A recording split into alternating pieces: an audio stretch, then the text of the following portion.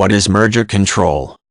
Merger control is a regulatory process for overseeing proposed mergers and acquisitions to determine if they fall within legal boundaries. Nations may approach this in a variety of ways, but it boils down to reviewing proposed business activities to determine if they would create barriers to competition.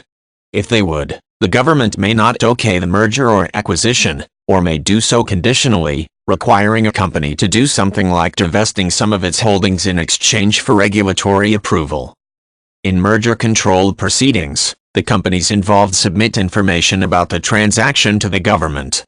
They must provide financial filings with information about market share and impact, as well as their activities in the industry and related matters. The government reviews this information in addition to soliciting public comment and performing its own research. The goal is to estimate the impacts. If a dominant company would emerge or if competition would undergo suppression, it may violate antitrust law. Companies usually work with special legal advisors while working their way through merger control. Law firms specializing in mergers and acquisitions can help prepare materials and present a compelling case in defense of a planned business activity.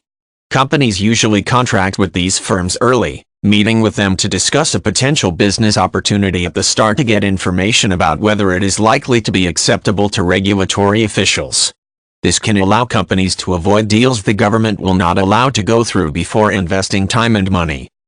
Rivals can monitor the merger control process and may present material of their own if they fear a merger is likely to cause problems for them.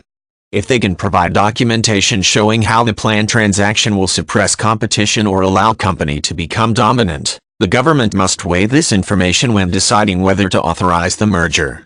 These companies may retain law firms of their own to argue their cases. Merger control can take weeks or months.